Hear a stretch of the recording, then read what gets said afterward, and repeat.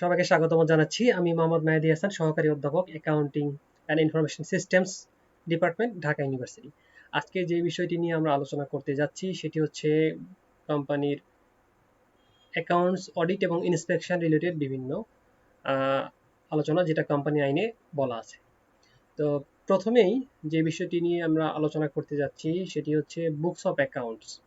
কোম্পানির আসলে কি কি বুকস অফ অ্যাকাউন্ট কোম্পানিকে মেনটেন করতে হয়, কোম্পানির বুকস অফ অ্যাকাউন্ট কারা মেনটেন করবে, কোম্পানির বুকস অফ অ্যাকাউন্ট কোথায় রাখা হবে, কোম্পানির books of account K inspection করতে পারবে, কোম্পানির বুকস অফ অ্যাকাউন্ট থেকে ফাইন্যান্সিয়াল স্টেটমেন্ট তৈরি হয়ে কিভাবে অডিটরের হাতে যাবে, তারপরে অডিট হওয়ার ঠিক পরে এজিএম এ কিভাবে এটাকে রিপ্রেজেন্ট করতে হবে, এইসব বিষয় নিয়ে আমরা আজকে আলোচনা করব। তো শুরুতেই আমরা বুকস অফ অ্যাকাউন্ট নিয়ে একটু আলোচনা করি। কোম্পানি আইনের সেকশন 181 এখানে আসলে বলা আছে কোম্পানিকে মেইনলি 3 ধরনের বুকস অফ অ্যাকাউন্ট মেনটেন করতে হয়। সো আমরা এখানেই দেখতে পাচ্ছি যে all some of money receive and expended, এটা হচ্ছে 1 নাম্বার। আমরা টাকা কোথা থেকে পাইলাম এবং কোথায় খরচ করলাম তার একটা ডিটেইল হিসাব রাখতে হয়। All sales and purchase of goods, সব ধরনের সেল এবং পণ্য কেনা বেচা যত হিসাব নিকাশ সবকিছু রাখতে হয়। আর আরেকটা যেটা বুকস অফ অ্যাকাউন্ট মেনটেন করতে হয় সেটা হচ্ছে the books of account related to the asset and liabilities, কোম্পানির সম্পদ এবং কোম্পানির দায় সম্পর্কিত যত সব হিসাব, এইসব রিলেটেড যত ধরনের হিসাব নিকাশ সবকিছু কোম্পানিকে মেনটেন করতে হয়। আর এইসবের বাইরেও কিছু স্পেশাল টাইপস অফ কোম্পানি আছে, যে ক্ষেত্রে কিছু স্পেশাল রিকোয়ারমেন্ট আছে, যেমন কোম্পানি যদি মার্কেটিং এর সঙ্গে জড়িত বা ট্রান্সপোর্টেশনের সঙ্গে জড়িত, প্রসেসিং এর সঙ্গে জড়িত থাকে, বা ম্যানুফ্যাকচারিং এর সঙ্গে জড়িত থাকে, মেইলিং, এক্সট্রাকশন, মাইনিং অ্যাক্টিভিটি, সেই ক্ষেত্রে in addition to all those books of account কোম্পানির ম্যাটেরিয়াল, লেবার এবং আদার ওভারহেড কস্ট কতটুকু ইউটিলাইজ হইলো, এই রিলেটেড বুকস অফ অ্যাকাউন্টও তাদেরকে মেনটেন করতে হবে।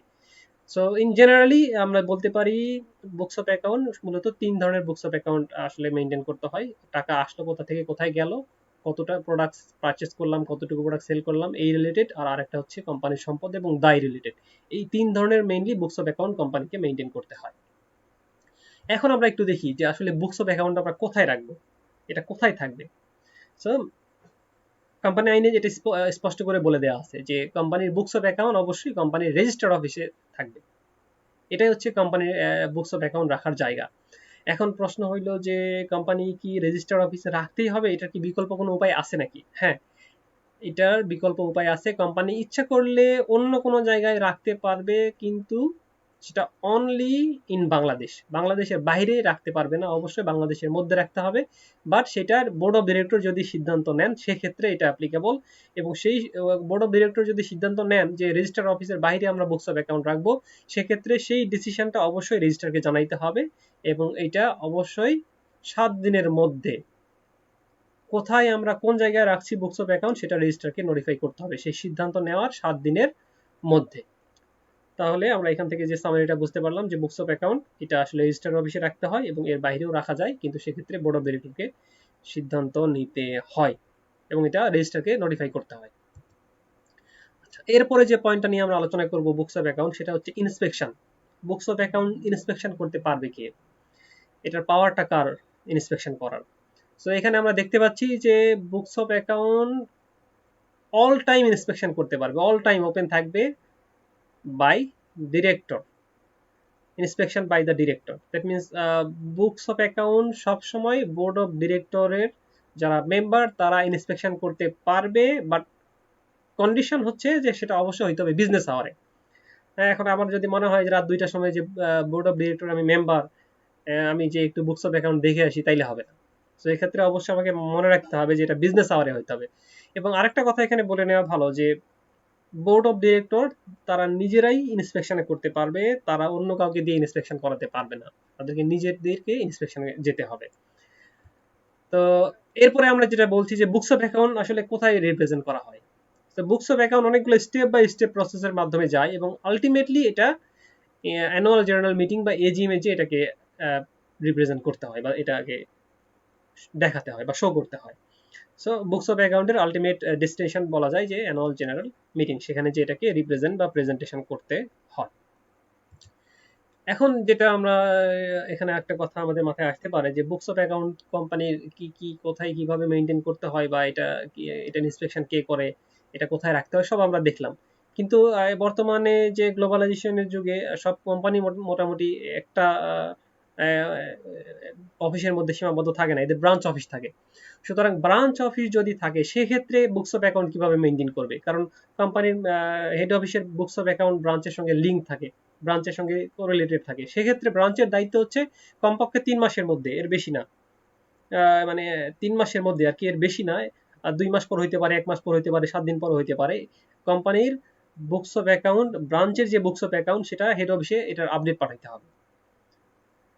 এবং আপডেটটা অবশ্যই 3 মাস কম, মানে 3 মাসের কম সময়ের মধ্যে হতে হবে, 3 মাস বা তার কম, এর বেশি হওয়া যাবে না। হয়তো 2 মাস পর পর আপডেট পাঠায় বা 1 মাস পর পর আপডেট পাঠায় এরকম হইতে পারে, বা 3 মাস পর পর আপডেট পাঠায় এরকম হইতে পারে, কিন্তু 3 মাসের বেশি হওয়া যাবে না। 3 মাসের মধ্যে অবশ্যই ব্রাঞ্চটাকে হেড অফিসে আপডেট পাঠাইতে হবে। সো এটা হচ্ছে ব্রাঞ্চের ক্ষেত্রে রুলস। তো এখানে সবসময় কোম্পানি আইনে একটা কথা বলা হয়ে থাকে আসলে, যে কোম্পানির অ্যাকাউন্টস, কোম্পানির ব্যালেন্স শিট, কোম্পানির profit and loss account true and fair view represent করতে হবে। এটা একটা কমন কথা যেটা কোম্পানি আইনে বলা আছে, বাট কোম্পানি আইনে আসলে ট্রু অ্যান্ড ফেয়ার ভিউ এর কোনো ডেফিনেশন বা কোনো সংজ্ঞায়ন করা নাই।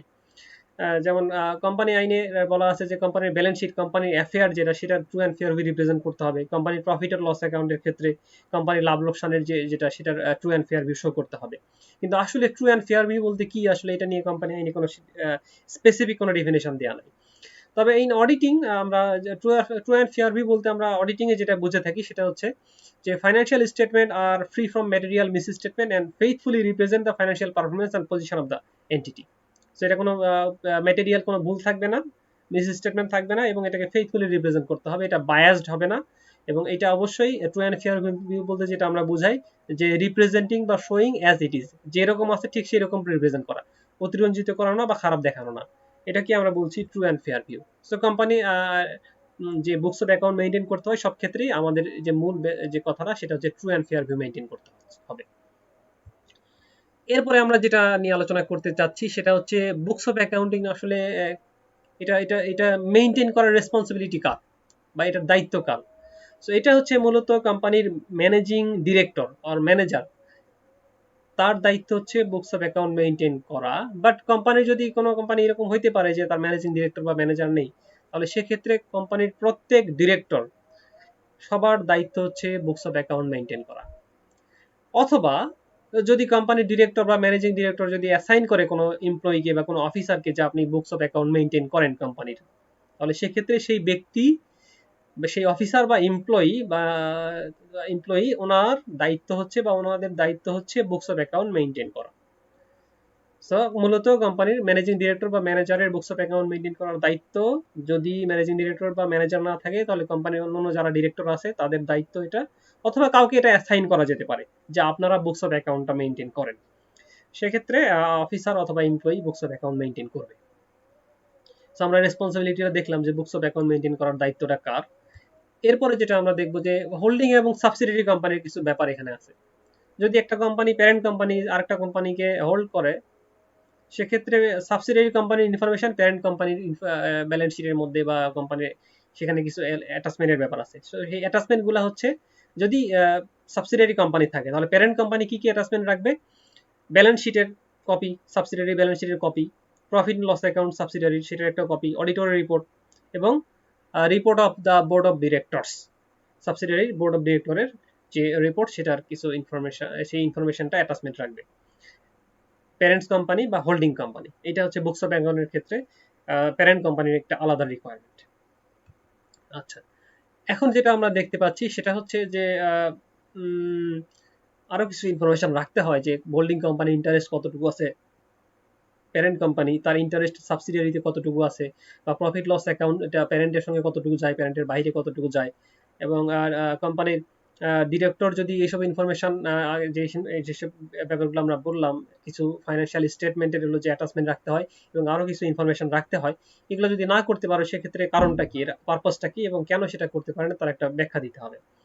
আচ্ছা, আরেকটা কথা হচ্ছে যে প্যারেন্ট কোম্পানি তো হোল্ডিং কোম্পানি তো সাবসিডিয়ারি কোম্পানিকে আসলে এটাকে হোল্ড করে, কন্ট্রোল করে থাকে। তাহলে সাবসিডিয়ারি কোম্পানির আসলে বুকস অফ অ্যাকাউন্ট ইন্সপেকশন কে করবে? যেহেতু প্যারেন্ট কোম্পানি আছে, তাহলে ইন্সপেকশন কারা করতে পারবে?